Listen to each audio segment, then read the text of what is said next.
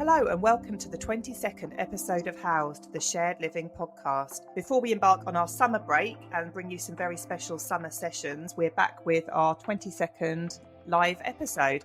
I'm Sarah Canning from the Property Marketing Strategists. I'm Dan Smith from Student Housing Consultancy. And I'm Deanie Lee from the Property Marketing Strategists.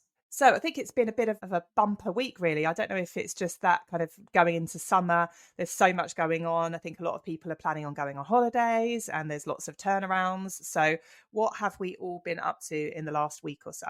It has been a really, really busy week. And I think it is that hurtling towards the kids breaking for summer and trying to get everything done. And it's obviously a busy time of year with budgeting, selling rooms. So lots going on. I did manage to get to London last Wednesday, because it was the day of the football, to go to the UPP Foundation's launch of the Kerslake collection, which a big thank you to Matt Burton for inviting us to join them, because it was a really, really, really lovely event. For those that don't know much about Sir Bob Kerslake and his life, he spent a lot of time in kind of national and local government, worked at Sheffield Council, worked at Hounslow Council, and is highly really regarded for the work that he has delivered in the public sector. And he had been the chair of the Civic University Commission as part of the UPP Foundation, and he sadly died last year. So kind of a year after the anniversary of death, they brought everyone together and published a series of essays about the future of universities and their places.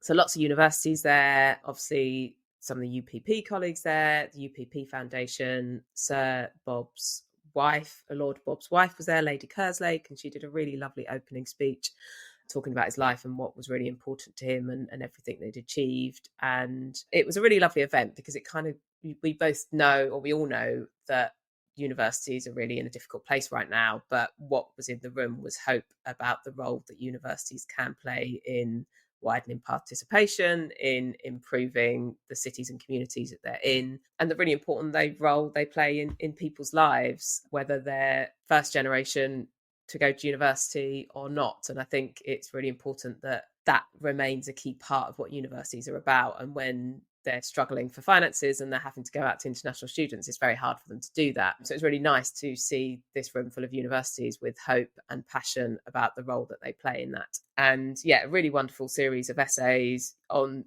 opposing different view sides of how we can collaborate and improve that role.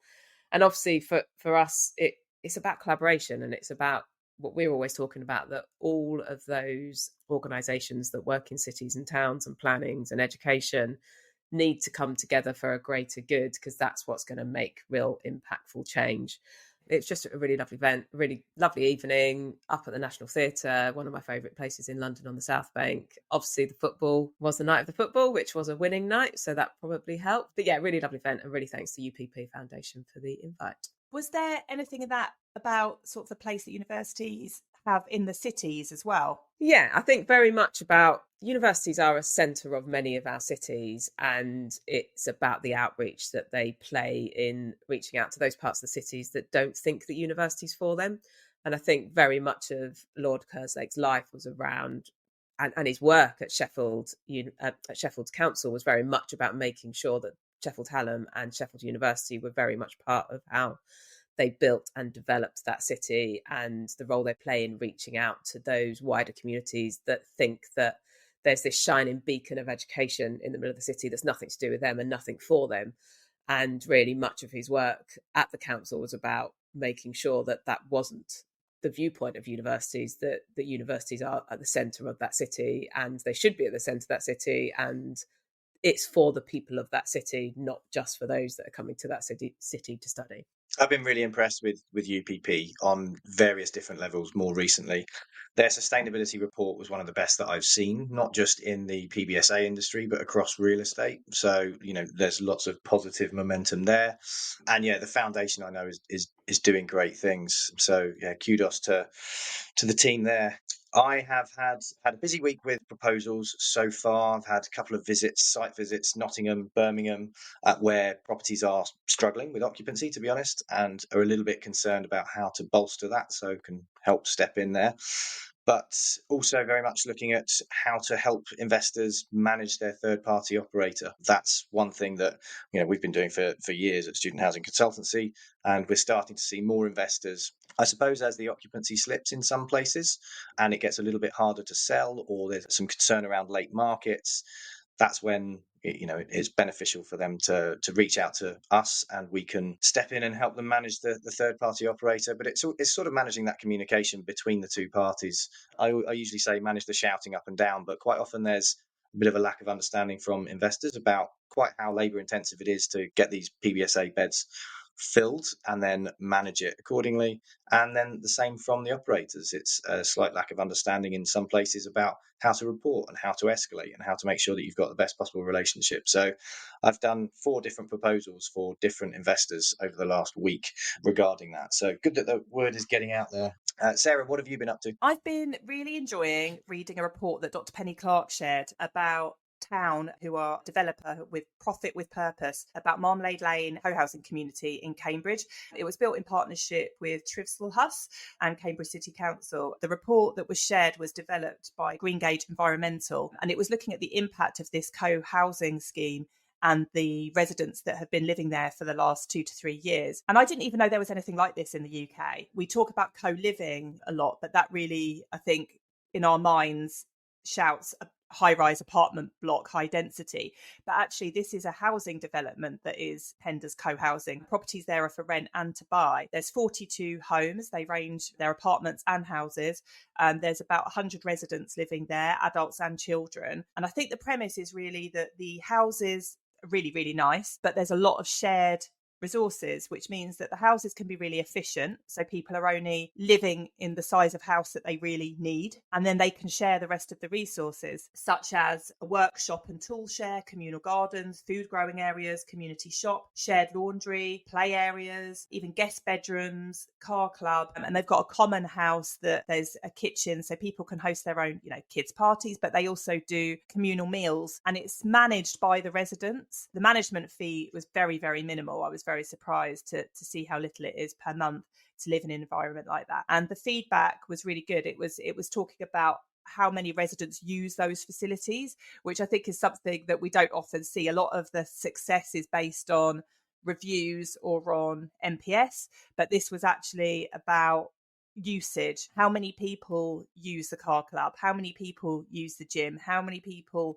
use the tool hire, for example? Yeah, I just found it absolutely fascinating. And they are developing other schemes around the UK. And yeah, I just think we talk about silos quite a lot, and we've often pulled out later living and students as the two segments of society that for some reason are like put behind doors and not allowed to mix with any other people. And we've also discussed that is changing, and there are different investors and developers looking at kind of more mixed tenure co-living kind of environments. But this really, really embodies it. And I just couldn't help thinking that my 78-year-old dad would love to live somewhere like that rather than in the retirement apartment that he lives in now.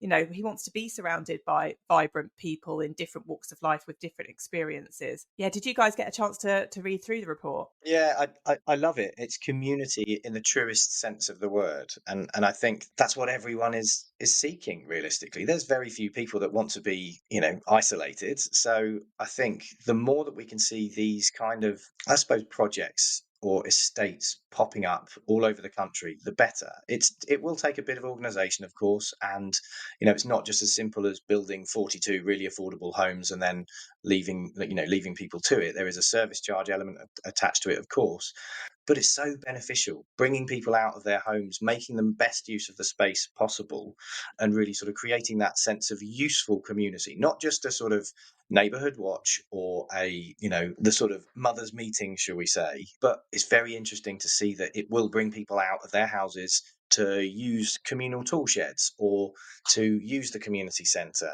And I think that is something that really we should be looking at across the board. All these new estates from the likes of Bloor Homes, Red Road, Taylor Wimpey, whoever else, I think can definitely learn a thing or two. Of course, there's a cost involved, and these houses and properties are particularly sustainable. But I do think that there is a lesson to be learned here that should be transferred across to pretty much all other house builders and estate builders. I think that's the point, isn't it? Homes our homes. Houses aren't there really for profit. They should be about the people that live in them and the lives, and they need to have longevity, and they need to serve the people that live in them. And I think for so much that has kind of got a bit lost. And actually, I mean, I love this. I mean, the name alone I'm in love with, and everything else that comes with it is just amazing. And I think, I was at the Barbican yesterday, and it reminded me actually that we have had these examples for years. Like the Barbican is a exemplary model of how you can build a community and an estate that really serves its residents, it really serves its local wider community, and actually the Barbican serves the global community that come to it and visit it and see it. And if you consider things properly and you think about how people are actually going to live in spaces and use these spaces and really develop for the people, they have longevity, they have a life of their own, and they have an accolade. And that's what homes are. I mean, they're the places where we live, breathe, grow up our children, get old. That's what homes are. And I think the more that we can build with this kind of vein of mind, the more that we'll have better housing stock, happier people, happier society, and more productive society. We've been doing it for a long time in PBSA, co-living, and more recently in BTR, I suppose, creating that sense of community. And that's through events, that's through shared services, shared spaces. And I think there's no reason why we can't take the learnings from PBSA, BTR, and co-living, or the shared living sectors, and transfer those across to general estate and general house building, whether for rent or for purchase. And so I do think there's a lot of learnings that we can take and transfer across that would be certainly beneficial to how I live my life on the estate round here. We live in a nice village.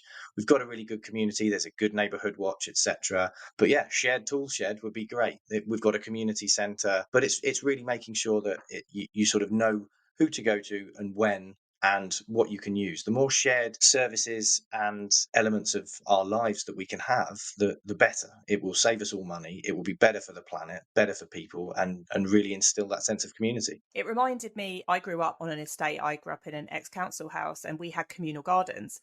And my memories of my childhood is running around those gardens, is going in and out of each other's houses. We were able to cycle all the way around the square. And I just remember knowing everybody. There was always a friendly face. It was always summer in my memory. I'm sure, during winter, we weren't running in and out of each other's gardens. But, for the first 7 years of my life, that's where I lived. And then it feels like, apart from that kind of environment, everyone's very private.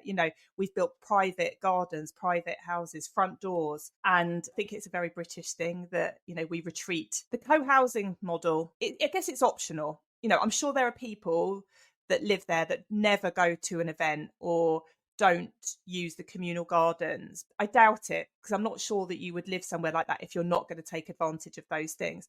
But I don't know, in BTR, PBSA, have we made it too optional? I know that from a marketing point of view, you have your room, you have your flat, and we do these things which are optional. And I'm not saying that they should be compulsory, but I feel like with the kind of circular economy, there's probably more things that we can do that are a little bit more imaginative, that do get people out and talking to each other. We had a client in the co-living, well, they haven't yet been able to move forward with that, but we had a fantastic workshop, and we were talking about food sharing, giving your leftovers to each other, and a skills swap. There'll be people in a building that know how to mend things or sew things or write CVs or teach a language. And we've started to get kind of really imaginative with that's co-living, when you're, it's not about sharing spaces. I think it's more about sharing resources. I was at Volume Works with Anthony Laville the other day, and he's got effectively a board where as a student, you can promote your side hustle. And so on that board, there's people offering graphic design help, music tuition, language courses, etc. And I think that's a really nice way of building that sense of community, but also having, a really useful service that students will use, make money from, and I think that's definitely something that we need to see more of. And then there's so many people on the same courses. Well, surely there's some shared resources that you could have. If you've got a lot of students from an architecture course, for example, you can of course buy some certain equipment for design or whatever it might be, or penciling or whatever it might be, there should be a real focus from PBSA and co-living in particular that they are attuning themselves and the services and the shared services they offer to the students in their buildings. Great. And Deanie, I know that one thing that you've been talking about, and I must admit, I felt really ignorant because you were banging on about NAV. And I was like, what's NAV? I've never heard that acronym, NAV. So you've educated me on it. And I've realised that obviously it's something that has been very much at the forefront of most of my career, but I hadn't heard it referred to as that. So would you like to elaborate? I will, yes. And I'm sure it's something that Dan knows far more about than me, but I've sat around many a budget or price setting meeting, and everyone's talking about the NAV. And when we've talked about when sales aren't going so well and maybe the price isn't right, everyone said, oh, we've got to do incentives because of the NAV, we can't touch the price. And basically what the NAV is the net asset value of a building. So basically, what is the income that asset brings in? Because that is then connected, equals the value of that building in terms of resale. So therefore, if you touch the rents, that impacts the NAV. So therefore, it's always going to be better for investor, instead of taking the price off the rent, to actually give an incentive to purchase for the year, as opposed to changing the price. And I understand that, and I understand the logic behind that. But what I guess have always been frustrated with is that actually, but you're still paying for that. And actually, you'd probably spend less on marketing if you just had the price right. I'm assuming they're hidden costs, because surely they're going to come out when you do your due diligence on a building. Is that, okay, so this might be what you get as revenue, but actually the cost to sell that building is this. So why is it still a thing? And why does it still matter? Because in my logical business head is there's income and there's costs, and whatever way you calculate those costs, the number comes out the same. So it's Duncan Bannatyne on Dragon's Den who said, turnover is vanity, profit is sanity. And that's always the way that I've seen business. So I don't focus on the gross revenue so much. I focus on the net operating income. Now, it's not the same for every investor or every valuer, an agency that is valuing a student or co-living property. And there is always a focus on the gross revenue and making sure that you keep that as high as you possibly can, because it's typically the first metric that any investor or a potential acquirer will look at. That can then mean that you will keep that revenue high and therefore keep the room rate as high as possible at all costs throughout the season. And so what does that look like in practice? Well, imagine your occupancy is behind where you would want it to be, and you know that you need to pull some levers to get students booking. Maybe you think you've overdone your pricing, overcooked your pricing slightly, and you've put in rents that you probably won't be able to achieve. There are certain levers that you can pull to keep rent price as high as it possibly can be, but kind of rob Peter to pay Paul by taking that off from other areas. And yes, hiding a decrease in the rent in other areas. And by that, it's things like offering cashbacks. Well, your cashback quite often doesn't necessarily come off of your gross revenue. You may buy a prepaid MasterCard or Visa card or whatever it might be with 500 quid on it, or whatever your cashback may be, and then you can then apply that into the marketing budget, and therefore it goes into your OPEX and not necessarily against your gross revenue. So your gross revenue stays high, your OPEX becomes a bit fatter because you've put some of your discounting into the advertising and promotions A&P budget, for example.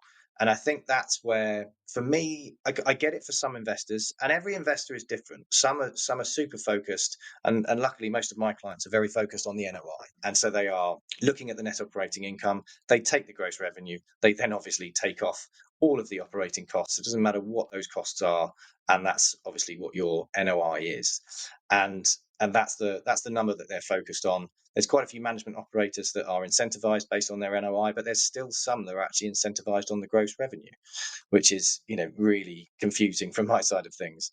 So when you are looking to discount your rooms, if you know that that's what you need to do to bump up occupancy, if you are going to try and hide costs in the OPEX, the first thing that you'll typically look to do is you'll offer cashbacks, you'll put that in the marketing budget maybe, or some other OPEX line. You can look at freebies, kitchen packs, or whatever it might be, bedding packs. Some will then look at semesters and breaking up the tenancy contract lengths and offering a fall semester from September to December, and then a spring semester, and then split out the summer as well. That's not ideal in many different locations, but again, in places where there's a bit of an occupancy challenge, it's one of the first things that we see is an indication that there may be an occupancy challenge. When an operator like Unite, for example, offers semesters, that's when you know that there's actually a bit of an occupancy challenge there. I saw that in Liverpool with Nido, and it panicked me somewhat when we took over 300 beds in Liverpool and I saw Unite starting to offer semesters and cashbacks. So luckily that city's sort of come through that cycle of maturity again. And the last thing that you'll end up doing, if you're looking for levers to pull to increase occupancy and you're looking to preserve your gross revenue, is to do some kind of flash sale where you're dropping the price temporarily, potentially, or dropping down a tier in your supposed dynamic pricing or tiered pricing. And then finally, you would look at a full price drop and just say, right, we've just got to cut our losses here. It's the headline price that the students are really attracted to.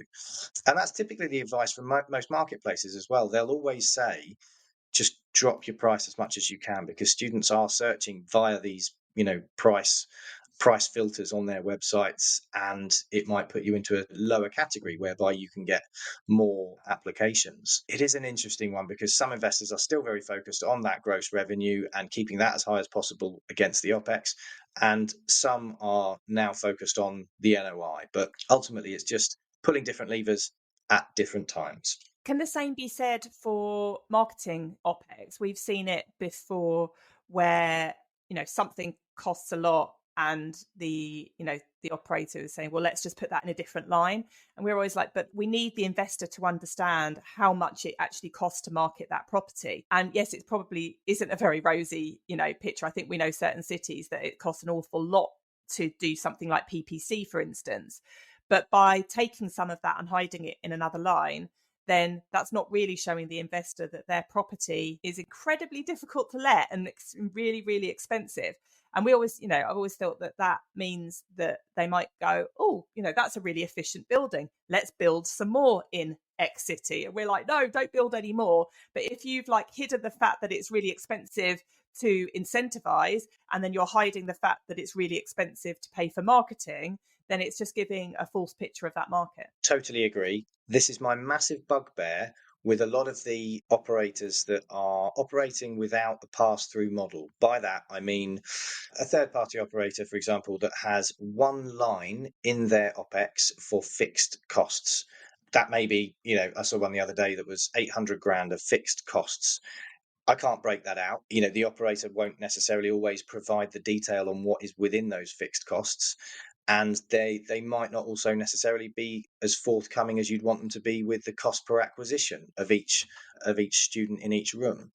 And that's really frustrating. And I think that we need to get a lot better in PBSA, co-living, and BTR, to be honest with you, at really being transparent and open about what is in these OPEXs, what the cost is per acquisition. So, the CPA of getting a student into a bed. And quite often, you're right, Sarah, there will be various different elements of marketing that is hidden in certain other places. And I think that's where we just need complete transparency in every OPEX to show exactly how much it costs to run a building and to fill a building as well, because marketing costs are sort of creeping up and up. They're definitely not going down, unless of course you're in a market where build it and they will come and you're shooting fish in a barrel. I think that's where we've got to make sure that each property is really clear and really open about how much it is going to cost to fill a bed. I think it's a relationship, isn't it? It's a collaboration piece, and I think that honesty and that transparency will really add value to that relationship. And I always talk about it's an optimum rate. It's not a maximum rate. It's an optimum rate that is a balancing act between your marketing costs, the cost of the market, and the cost of what it runs to operate that building. So therefore you find the optimum rate, and all those things are balanced effectively. Sarah and I are always amazed that you get to this time of year and you haven't got to the occupancy where you are, which could be poor marketing. It could be the price is too high. It could be lots of different things. And then everyone seems to have loads of money to chuck at marketing. And it's like, that's not optimum. that's the worst time to be marketing, and it's going to cost you a lot more money. But actually, if you had an optimum price and the right marketing budget for that product and that situation and that site and what you're doing, you'll get an optimum marketing budget and an optimum price, and just set it at the right price and the right frequency and the right velocity. And it just feels like if we all got in a room and had those conversations early enough to understand that actually, well, the challenges in this city is X, this is where the market rate is, this is where our product sits with it, this is where we think we can be, but we can maintain that throughout the whole of the season, and therefore we think we can market to this cost without big bursts of marketing activity, which is just going to blow your marketing budget. Some of it is, it's a finger in the air job though, isn't it? You're not entirely sure what marketing that you'll need at different times or what's going to work, and that's why marketing has to be super agile. But I always feel, I sit around the table with investors and I just can see them trying to value engineer the marketing budget down, and that for me is always so frustrating, because you should be starting with a really healthy marketing budget. And yeah, if you need to give back at the end, you give back at the end. And I do think that there should be more of a focus on a realistic marketing budget, rather than, oh, well, if they need money later on, then we'll just give the marketing team a little bit more for PPC or whatever it might be. And you can be quite accurate in some of these forecasts now with some of the tools that we've got and the data that we're getting. You know what levers that you'll need to pull at any given time in marketing. Of course, you need some kind of contingency. As you both know, any good marketeer has to be agile and flexible, and that marketing plan must move with the occupancy. And therefore, if you're higher occupancy than you were expecting, you can reduce your spend in some of those more expensive areas where the cost per acquisition is higher. So I do think that there is still a bit of a focus from investors on pushing down marketing budgets, where I think in some markets it's actually going to get tougher, and I would always rather be prepared and make sure that I had contingency plans in place, but that it wasn't this smash and grab at the end of the year where, oh my god, we're only at 40% occupancy, we've only got a month left to sell, what do we do? Well, just throw it all at PPC, or let's just give the marketplaces 10% commission, and it's got to be much more nuanced than that. Has to be tracked as you go, and obviously that's where you guys earn your money. But I think there needs to be a real focus on that. But to slightly harp on about something that I've been talking about quite consistently, hiding some of those costs, moving those costs around, not necessarily showing particular accuracy in marketing costs. Some of that does come back to management fees and how much investors are paying to the management operators, and therefore if you have a low management fee, you're going to try with without a pass-through model, then you are going to try to make some money by having not necessarily hidden cost lines, but not showing full transparency on that fixed fee or fixed cost line. I think that is something that we definitely need to be on the lookout for. I don't like it. I don't think many investors really like it, because they can't get any transparency. But I totally understand why some third-party operators that have a low management fee are doing that. So it's just something that we all need to be a bit mindful of in the third-party management space, and really try and ask for transparency, fully understand that cost per acquisition. Is there anything where we're sort of robbing Peter to pay Paul? Does that make sense? What does that look like? More transparency, the better. And also, I will add that something that we're always talking about is that you really need your marketing team to understand those wider business objectives. So if it is about NOI, if it is about gross revenue, what is it as a business, whether you're a third-party manager or an investor owner trying to achieve? The marketing team need to be in on that, because the marketing strategy needs to reflect what they're trying to do, and they need to understand that. And that's what we've always done with the teams that we work with, is actually really get them to understand that actually this is what the business is trying to achieve from a financial perspective. And as a marketing team, we need to be aligned with that. So I think that is really important. I think the other thing that we're quite forensic about when we create marketing budgets for clients is we have a lot of lines. We don't lump things together. We've seen some that say website and social media as one line. Well, they're completely different things, and there shouldn't be one cost for them, or PPC and SEO. We've just written a blog about this, which is going on our website. PPC and SEO are not the same things. And you need to understand what the difference in cost is, because some fluctuate, some are set costs, some would vary regionally. Where, for example, PPC would vary regionally, but SEO, you can probably attribute, the same amount per property per month. throughout the season. So it's really, really important to have, I think, very specific cost lines.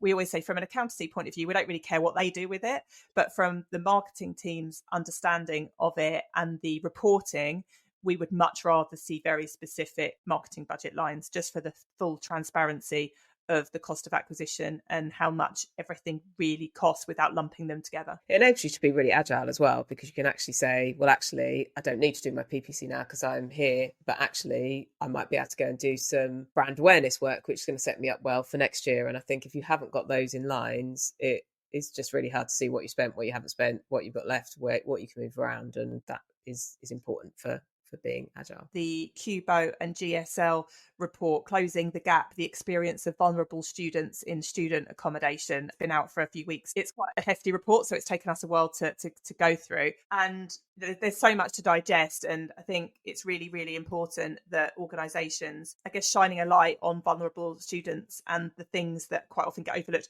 We've talked before about accessibility and disability. It was discussed quite extensively at the UCAS roundtable I was at a few weeks ago. And that was the standout part of the report for me, really. And I know it sounds really silly, but the one bit of the research that really struck a chord was how do disabled students in wheelchairs or with physical disabilities access recycling in bin stores? And it was just like this light bulb moment of, oh yeah, like, the bins are already massive and pretty inaccessible for somebody, with full mobility. And we're expecting students to live in a building cohesively and as part of one community, but how do they actually access the bins? Did you guys get a chance to read through the report? Yes, and it kind of similarly, I think you discussed it at UCAS, but it was also discussed at the Unipol, and I think it is, resoundingly clear that actually students with disabilities aren't really being given much choice. They're not given choice who they can live with when they actually go to university. They're not given much choice of whether they live on campus or off campus, because generally they're going on campus, and it's just not considered and it's not thought about. And in a world where we're trying to be more inclusive, we're quite behind, really, I think. And I think there's just more that we can be doing to make sure that actually the choice that someone with a disability has is the same as anyone. There should be very few things that we can't really deliver or consider or think about or make accessible for people. I think the accessibility piece is a really very important thing for every PBSA developer and operator to be thinking about. At Nido, over the sort of 3.5, 4 years that I was there, we had no disabled students with wheelchair access needs. And that was across sort of 4,000 or so beds. That's not to say that they wouldn't have wanted to have come to a Nido building. It may just be that we didn't do a good enough job of promoting what our facilities were, what our services were, how there was that element of accessibility in each of the properties, and that the staff were also trained to deal with that. I think those accessible rooms are quite often just let out to anyone, not necessarily disabled students. And so I do think we need to focus on promoting services and facilities better to make sure that disabled students and students with needs and vulnerable students can understand exactly what would be provided at each property.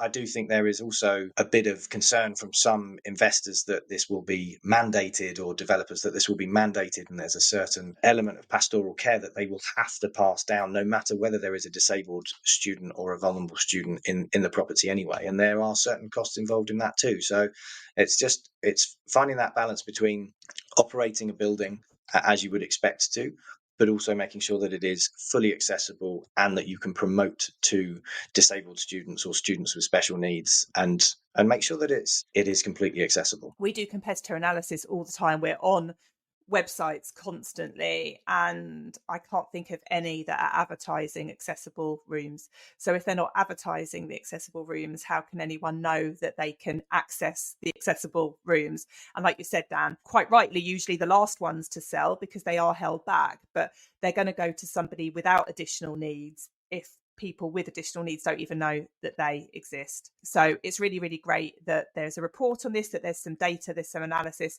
and now it's down to the sector to digest the information out there and have conversations like this to try and drive change. Well, we've come not only to the end of our episode, but we've actually come to the end of the series. We've recorded 22 episodes. We've covered most week in the last few months, but we are taking a break over summer just because with holidays and with children off school, we can't commit to our usual regularity of recording. However, we have recorded some collaborations and some really special interviews as well that we will be pushing out over the summer. So stay subscribed, because we will still be dropping you regular episodes of House, the Shared Living podcast. And we look forward to coming back to our live recorded episodes in September.